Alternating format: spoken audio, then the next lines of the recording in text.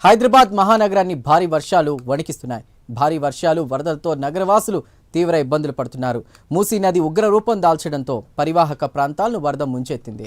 లోతట్టు ప్రాంతాలు జలమయమయ్యాయి. వరద ప్రభావిత ప్రాంతాల్లో జీహెచ్ఎంసీ, హైడ్రా అధికారులు, సిబ్బంది, పోలీసులు సహాయక చర్యలు కొనసాగిస్తున్నారు. ప్రస్తుతం ఓవరాల్ అప్డేట్స్ అందించడానికి ఫీల్డ్ రిపోర్ట్లో మా ప్రతినిధి లిఖిత సిద్ధంగా ఉన్నారు. లిఖిత, మూసీ ఉగ్ర రూపం దాదాపు ఆ ఇళ్లలోకి నీళ్లు వస్తున్నటువంటి పరిస్థితి హైదరాబాద్ చరిత్రలో ఎన్నడూ లేని విధంగా సిచ్యువేషన్ ఉన్నట్టు తెలుస్తోంది. మీ దగ్గర ఉన్న తాజా సమాచారం ఏంటి? గతంలో కూడా చాలాసార్లు ఈ విధంగానే వరద వచ్చిన పరిస్థితి ఉన్నప్పుడు ఉన్న చరిత్ర మాత్రం ఉంది. కానీ ఇదే రేంజ్లో అంటే ఏ విధంగానైతే ఇప్పుడు ఇండ్లు మునిగిపోయిన పరిస్థితి ఉందో ఆ పరిస్థితి మాత్రం దాదాపు 120 సంవత్సరాల క్రితం ఒకసారి వచ్చింది. మళ్ళీ అదే విధంగా ఇప్పుడు కూడా ఇండ్లు మునిగిపోయిన పరిస్థితి అయితే వచ్చింది. ఎప్పుడు మూసీ నది ఉప్పొంగుతుంది, వర్షాలు వచ్చినప్పుడు చాలా ఎక్కువగా ఫ్లోటింగ్ అనేది జరుగుతుంది. కానీ బ్రిడ్జిలు మునిగిపోయే విధంగానైతే వరద నీరు రావడం ఇది చాలా రేర్ అని మాత్రం అక్కడ ఉన్న స్థానికులు ప్రైమ్ 9తో చెప్పడం అయితే జరిగింది. అంతేకాకుండా చాలా మంది ఆ యొక్క వరదల్లో చిక్కుకోవడం, ముందుగా ఏదైతే గేటు తెరుస్తున్నారో ఆ సమయంలో కొంతమందికి సమాచారం ఇచ్చి ఆయా ప్రాంతాల్లో ఉన్న ప్రజలందరినీ కూడా సురక్షిత ప్రాంతాలకు తరలించే ప్రయత్నం చేశారు. కొన్ని ప్రాంతాల్లో కొంతమంది మిగిలిపోయినట్లు అంటే అనుకోకుండా కొన్ని ప్రాంతాలకు గోడలు తెగిపోయి రావడంతో అయితే లైక్ మనం చూసుకున్నట్లయితే ఈ యొక్క ఏదైతే ఎంజీబీఎస్ బస్ స్టాండ్ ఉందో అక్కడ చూసుకున్నట్లయితే చాలా వరకు కూడా నీరు పక్క నుండి ప్రవహించే పరిస్థితి. కానీ అక్కడ ఉన్న ఒక వాల్ అనేది తెగిపోవడంతో వర్షపు నీటికి దాటికి తట్టుకోలేక అది తెగిపోవడంతో ఎంజీబీఎస్ లోపలికి పూర్తి స్థాయిగా నీరు వచ్చిన పరిస్థితి అయితే ఉంది. సో దీంతో అయితే అక్కడ ఉన్న వాహనాలు, అక్కడున్న ఆ యొక్క బస్సులు ఏవైతే ఉన్నాయో వాటన్నిటిని కూడా ఇతర ప్రాంతాలకు తరలించడం, ఇక్కడికి వచ్చిన ఏదైతే ప్రయాణికులు ఉంటారో వారందరినీ కూడా ఆయా ప్లేస్లకు పంపించే ప్రయత్నం అయితే అటు అధికారులు చేస్తున్నారు.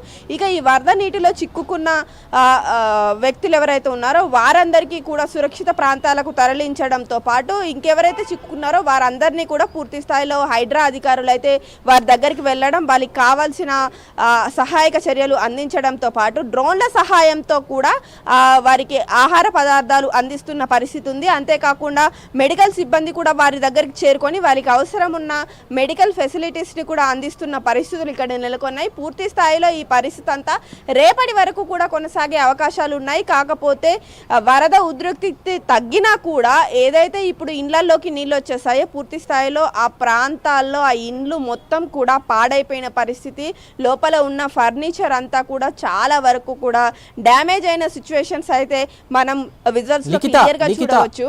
ఇప్పుడు ప్రస్తుతం అయితే వర్షం లేదు కానీ బట్ ఒకవేళ వర్షం కురిస్తే ఏంటి సిచ్యువేషన్? అధికారులు ఎలాంటి చర్యలు చేపడుతున్నారు? ముఖ్యంగా మీరు అన్నారు డ్రోన్లతో ఆహార పదార్థాలు అందించే ప్రయత్నం చేస్తున్నారని. ఇది ఎప్పుడు కూడా జరగలేదు. ఇలాంటి ఒక సిచ్యువేషన్ వస్తుందని కూడా హైదరాబాద్లో ఉన్న ప్రజలు అనుకోలేదు. మరి ఎలాంటి ప్రమాదం జరగకుండా లేదా ఎలాంటి విపత్తు జరగకుండా, జననష్టం జరగకుండా ఉండే విధంగా ప్రభుత్వం ఎలాంటి చర్యలు చేపడుతుంది?